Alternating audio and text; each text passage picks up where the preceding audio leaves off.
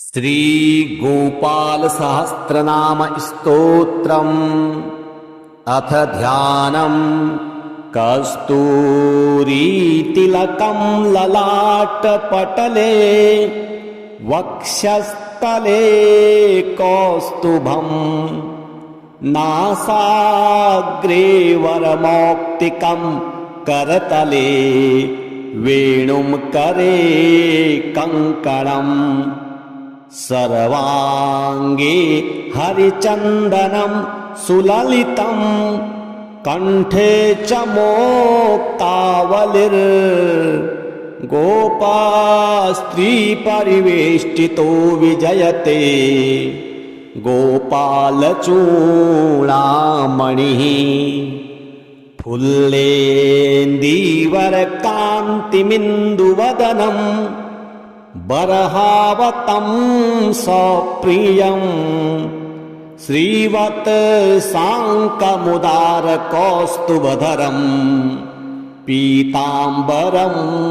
सुन्दरम् गोपीनां नयनोत्पलार्चिततनुं गोपसङ्घाव्रतं गोविन्दं कलवेणुवादनपरं दिव्याङ्गभूषं भजे। ॐ क्लीं देवः कामदेवः कामबीजशिरोमणिः श्रीगोपालको महीपालः सर्ववृद्धान्तपरगः धरणीपालको धन्यः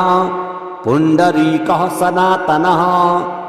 गोपतिर्भूपतिः शास्ता प्रहर्ता विश्वतो मुखः आदिकर्ता महाकर्ता महाकालः प्रतापवान् जगज्जीवो जगद्धाता जगद्भर्ता जगद्वसुः मत्स्यो भीम कुहु भरता हर्ता वाराहमूर्तिमान् नारायणो ऋषिकेशो गोविन्दो गरुडध्वजः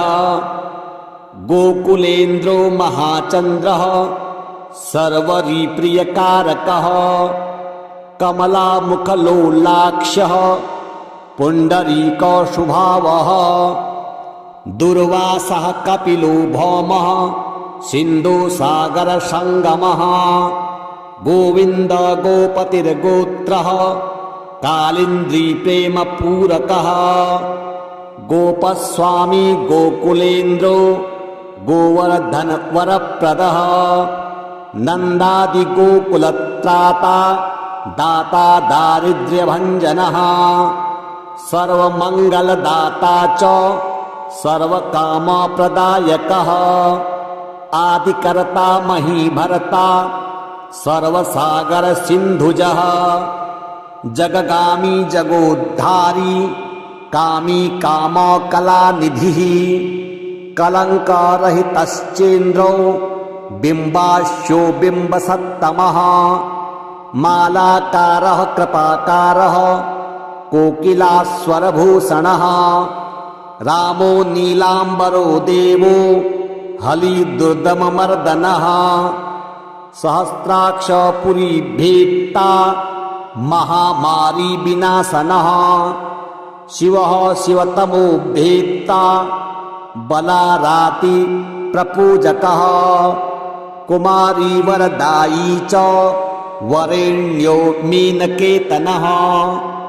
नरो नारायणो धीरो राधापतिरुदारधिः श्रीपतिः श्रीनिधि श्रीमान् मापतिः प्रतिराजः वृन्दापतिः कुलग्रामी धामी ब्रह्म सनातनः रेवती रमणो रामाश्चलश्चारुलोचनः रामायण शरीरोऽयं रामी रामः श्रियः पतिः सर्वरः सर्वरी सर्वः सर्वत्र शुभदायकः राधा राधायितो राधी राधा चित्त प्रमोदकः राधारति सुखोपेतो राधा मोहन तत्परः राधा वशीकरो राधा हृदयां भोज षट्पदः राधा लिंगन सम्मोहो राधा नर्तक कौतुकः राधा संजात संप्रीति राधा काम फलप्रदः वृंदापतिः कौशल निधिर लोक शोक विनाशकः चंद्रापतिश्चंद्रपतिश्चंडको दंडभंजनः रामो दाशरथी रामो भृगुवंश समुद्भवः आत्मा रामो जितक्रोधो मोहो मोहान्धभंजनः वृषभानुर्भवो भावः काश्यपिः करुणानिधिः कोलाहलो हलिहाली हेली हलधर प्रियः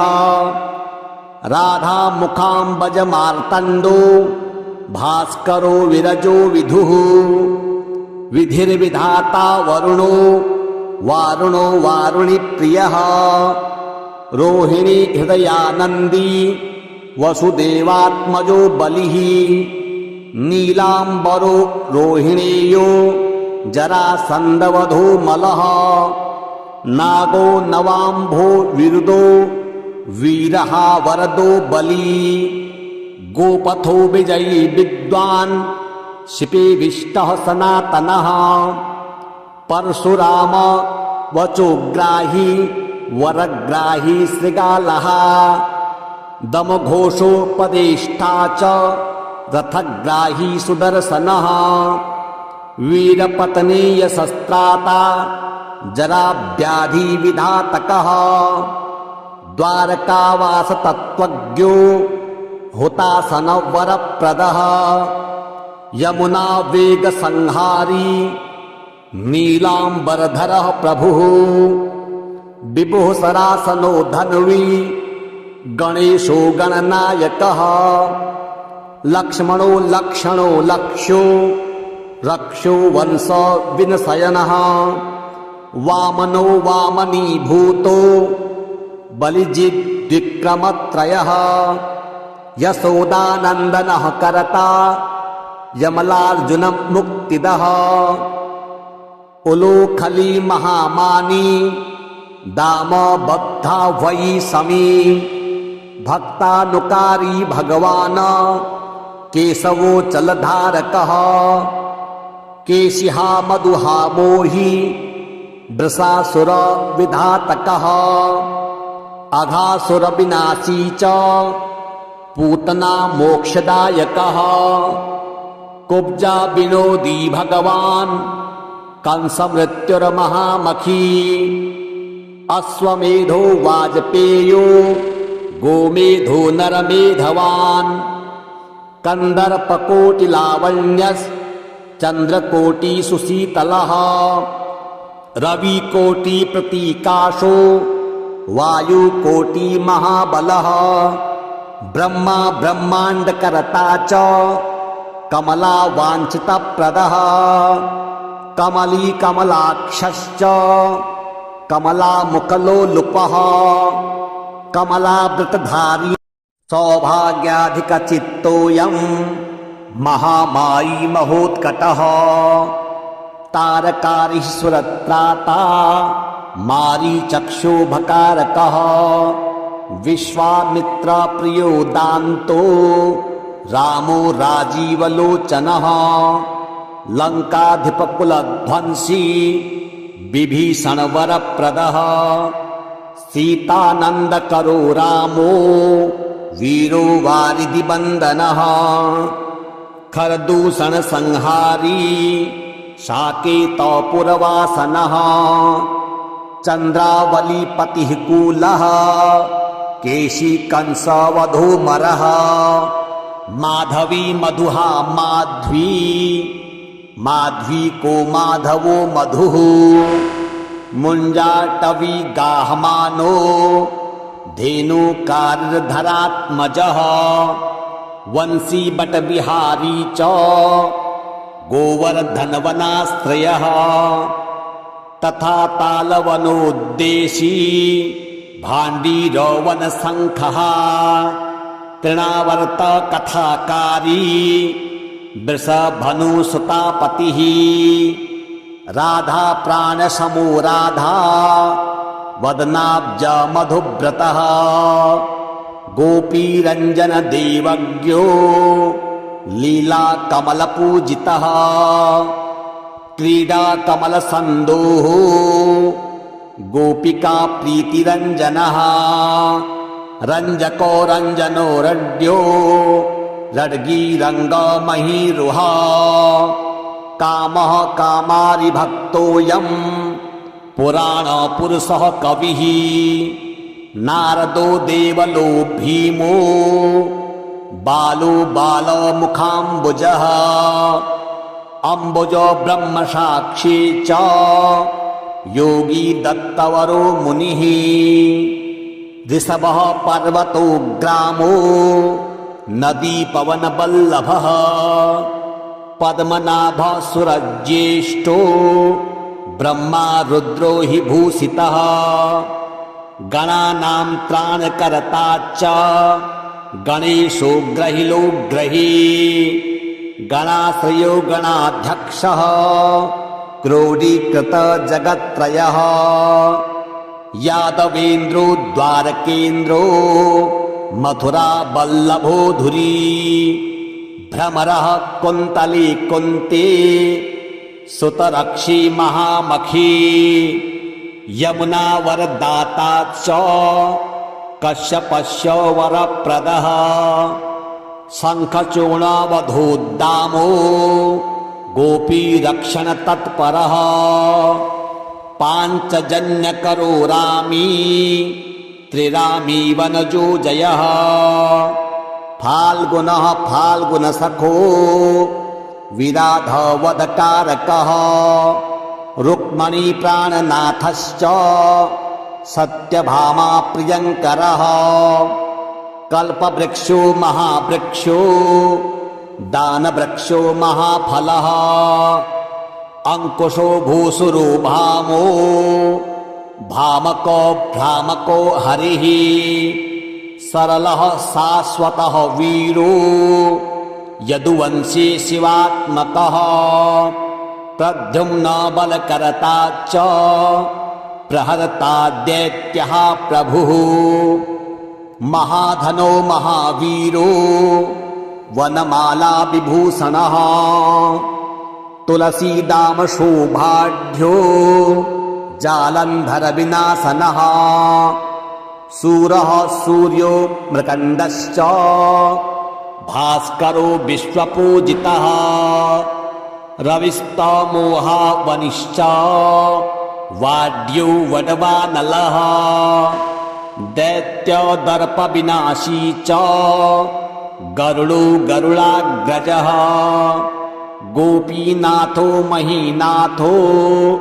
वृन्दानाथो वरोधकः प्रपञ्ची पञ्चरूपश्च लता गुल्मश्च गोपतिः गंगा च यमुना रूपो गोदा वेत्रवती तथा कावेरी नर्मदा तापी गंडकी सरयुस्तथा राजसस्तामसः सत्वी सर्वांगी सर्वलोचनः सुधामयो मृतमयो योगिनी वल्लभः शिवः बुद्धो बुद्धिमतां श्रेष्ठो विष्णुर्जिष्णो सचीपतिः वंशी वंशधरो लोको विलोको मोहनासनः रव रावो रवो रावो बालो बालबलाहकः शिवो रुद्रो नलो नीलो लांगुली लांगुलाश्रयः पारदः पावनो हंसो हंसारूढ़ो जगत्पतिः मोहिनी मोहनो मायो महामायो महामखी वृषो वृषा कपिः कालः काली दमनकारकः कुब्ज भाग्य प्रदो वीरो रजकक्षयकारकः कोमलो वारुणो राज जलदो जलधारकः हारकः सर्वपापघ्नः परमेष्टि पितामहः खड्गधारी कृपाकारी राधारमण सुंदरः द्वारसारण्य संभोगी शेषनागफणालयः कामश्यामः सुखः श्रीदः श्रीपतिः श्रीनिधिः कृतिः हरिर्हरो नरो नारो नरोत्तम ईशो प्रियः गोपालो चित्तहरता च करता संसारतारकः आदिदेवो महादेवो गौरी गुरनाश्रयः साधुर्मधुर्विधुर्धाता भ्राता क्रूरपरायणः रोलम्बे च हयग्रीवो वानरवनाश्रयः वनं वने वनाध्यक्षो महाबन्धो महामुनिः शमन्तकमणिप्राज्ञो विज्ञो विघ्नविघातकः गोवर्धनो वर्धनीयो वर्धनी वर्धनप्रियः वर्धन्यो वर्धनो वर्धी वार्धिन्या सुमुखप्रियः वर्धितो वृद्धको वृद्धो वृन्दारजकजनप्रियः गोपालो रमणी भरता साम्बो पुष्टो विनाशनः रुक्मिणी हरणः प्रेम प्रेमी चन्द्रावलीपतिः श्रीकर्ता विश्वभरता च नारायण नरो बली गणो गणपतिश्चैव दत्तात्रेयो महामुनिः व्यासो नारायणो दिव्यो भव्यो भावकधारकः स्वः श्रेयसं शिवं रुद्भद्रं भावुकं भविकं शुभं शुभात्मकः शुभशास्ता प्रशस्ता मेधनादः ब्रह्मण्यदेवो दीनानाम् उद्धारकरणक्षमः कृष्णः कमलपत्राक्षः कृष्णः कमललोचनः कृष्णः कामी सदा कृष्ण समस्तप्रियकारकः नन्दो नन्दे महानन्दी मादी मादनकः किली मिली हिली गिली गोली गोलो गोलालयी गुली गुग्गुले मारकी साखी वटः पिप्पलकः कृते मलेक्ष्यः कालहर्ता च यशोदायस एव च अच्युतः केशवो विष्णुर्हरिः सत्यो जनार्दनः हंसो नारायणो लीलो नीलो भक्तिपरायणः जानकी वल्लभो रामो विरामो विघ्ननाशनः सहस्रांशुर्महाभानुर्वीरबाहुर्महोदधिः समुद्रोऽब्धिकूपारः पारावारः सरित्पतिः गोकुलानन्दकारी च प्रतिज्ञा परिपालकः सदा रामः कृपा रामो महारामो धनुर्धरः पर्वतः पर्वताकारो गयो गेयो द्विजप्रियः कमलास्वतरो रामो रामायण प्रवर्तकः द्यौद्दिवो दिवसो दिव्यो भव्यो भावि भयावपः पार्वती भाग्यसहितो भ्राता लक्ष्मी विलासवान् विलासी साहसी सर्वी गर्वी गर्वितलोचनः मुरारिर्लोकधर्मज्ञो जीवनो जीवनान्तकः यमो यमादिर्यमनो यामी याम याधविधायकः वसुलीपांशुलीपांशो पाण्डुर अर्जुन वल्लभः ललिता चन्द्रिका माली माली मालाम्बुजाश्रयः अम्बुजाक्षो महायक्षो दक्षश्चिन्तामणिप्रभुः मणिर्दिनमणिश्चैव केदारो बदरीश्रयः बदरीवनसम्प्रीतो व्यासः सत्यवती सुतः अमरारी निहन्ता च सुधा सिन्धुर्विधूदयः चन्द्रो रविः शिवः शूली चक्री चैव गदाधरः श्रीकर्ता श्रीपतिः श्रीदः श्रीदेवो देवकीसुतः श्रीपतिः पुण्डरीकाक्ष पद्मनाभो जगत्पतिः वासुदेवो प्रमेयात्मा केशवो गरुडध्वजः नारायणः परं धाम देवदेवो महेश्वरः चक्रपाणिः कलापूर्णो वेदवेद्योदयानिधिः भगवान् सर्वभूतेषु गोपालः सर्वपालकः अनन्तो निर्गुणो अनन्तो निर्विकल्पो निरञ्जनः निराधारो निराकारो निराभारो निराश्रयः पुरुषः प्रणवातीतो मुकुन्दः परमेश्वरः शृणावनिः सर्वभौम वैकुण्ठो भक्तवत्सलः विष्णुर्दामोदरः कृष्णो माधवो मथुरापतिः देवकी गर्भसम्भूत यशोदा वत्सलो हरिः शिवः सङ्कर्षणः शम्भुर्भूतनाथो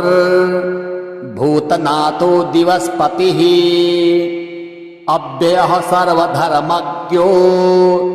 निर्मलो निरुपद्रवः निर्वाणो नायको नित्य निलज्जित् मूतसन्निभः कालाक्षो यक्षव सर्वज्ञः कमलारूप तत्परः ऋषिकेशः पीतवासा वासुदेव प्रियात्मजः नन्दगोपकुमारार्यो नवनीतासनः प्रभुः पुराणपुरुषः श्रेषः शङ्खपाणिः सुविक्रमः अनिरुद्धः स्वक्ररथः सारङ्गपाणिश्चतुर्भुजः गदाधरः सुरार्तिघ्नो गोविन्दो नन्दकायुधः वृन्दावनचरः सौरिर्वेणुवाद्यविशारदः